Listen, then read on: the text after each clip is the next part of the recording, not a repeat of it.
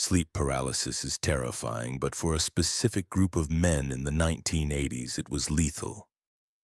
They called it Dabsog, the night presser. Survivors described a heavy, dark weight pressing down on their chests, paralyzing them. For those who didn't wake up, this phenomenon ended in sudden, fatal cardiac arrhythmia, a condition recognized today as sudden, unexpected nocturnal death syndrome, or SUNDS. Epidemiological data reveals a precise pattern to these deaths. They spike disproportionately during periods of low solar activity. We track this using the KP index, a metric where a lower number indicates a quiet sun. During these solar minimums, the Earth's ambient magnetic energy drops significantly.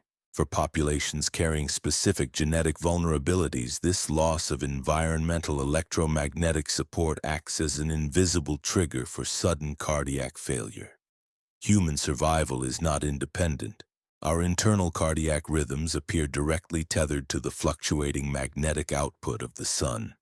If a drop in planetary magnetic energy can stop a human heart, we have to ask what happens when that magnetic field is removed entirely.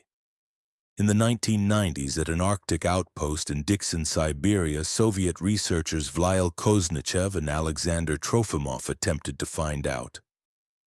This schematic details their apparatus known as the Kozyrev mirrors.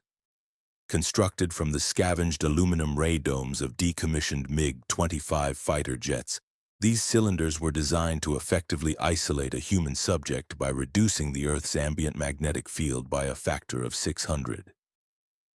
This waveform data illustrates the sensory vacuum created inside the chamber, the constant planetary radio frequency chatter, the ambient hiss that human biology evolved alongside, drops entirely, plunging the participant into a flatline zero-reference magnetic void. The observer data on this infographic maps the experimental results. Stripped of the Earth's magnetic background, 68% of participants reported interacting with luminous humanoid entities they called the observers. Thousands of ancient symbols, primarily Sumerian, were also spontaneously reported. These comparative data cards highlight a glaring contradiction in the research. SUNDS deaths occur when the sun is quiet, but inside the mirrors, encounters with the observers peaked when the sun was highly active. How can high solar energy protect vulnerable people from dying in their sleep out in the open while simultaneously amplifying contact with luminous entities inside a shielded room? To resolve this paradox, we rely on modern neuroscience. A 2019 double-blind study out of Caltech proved that the human brain possesses active, functioning magnetoreception. We have the sensory hardware to detect magnetic fields. These comparative EEG readouts provide the evidence. They show a replicable drop in alpha-band neural power, the brain waves associated with a relaxed, wakeful state, occurring in direct response to controlled rotations of Earth-strength magnetic fields. The brain actively processes these changes as sensory input. The Earth's 50 microtesla magnetic field serves as a vital reference signal. It acts as a stabilizing biological scaffold for both our neural and cardiac rhythms. This explains the mechanics of SUNDS. When solar activity is low, that planetary scaffold weakens. For populations carrying specific genetic variants in their cardiac ion channels like SCN5A, the loss of this biological metronome causes their heart rhythms to collapse. SUNDS is the result of chronic biological attrition. When the planetary reference signal fades, the physiological void wins. The Soviet mirror experiments represent acute short-term deprivation. The subjects inside weren't losing their baseline biological coherence over months. They were isolated from the reference signal for a single hour. Think about when you walk from bright sunlight into a dark room. Your pupils dilate to detect faint shapes. In a hypomagnetic chamber, the brain's electromagnetic sensory system undergoes a nearly identical recalibration known as EM dark adaptation. This diagram illustrates the math behind that recalibration. By stripping away the massive 50 microtesla magnetic noise of the planet, the signal-to-noise ratio drastically shifts. The brain's hardware becomes hypersensitized to weak inputs it normally ignores. During periods of high solar activity, the active magnetosphere creates highly organized plasma structures in the upper atmosphere. Inside the mirror, with the local magnetic static removed, the newly dark-adapted brain can suddenly detect these structured environmental signals. This scatter plot maps encounters using the plasma void polarity framework. It categorizes perceptions by local energy states. High-energy plasma produces luminous protective entities like the observers. Depleted states manifest as dark, suffocating entities like Dabsog shadows.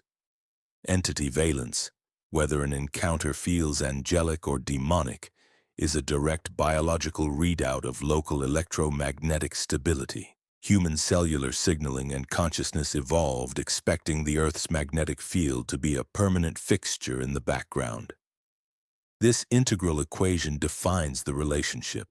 The gamma factor is the measurable coefficient dictating whether the environmental electromagnetic field acts as a stabilizing scaffold or, when removed, a missing limb. Looking at this sine wave graph, the epidemiological stakes snap into focus.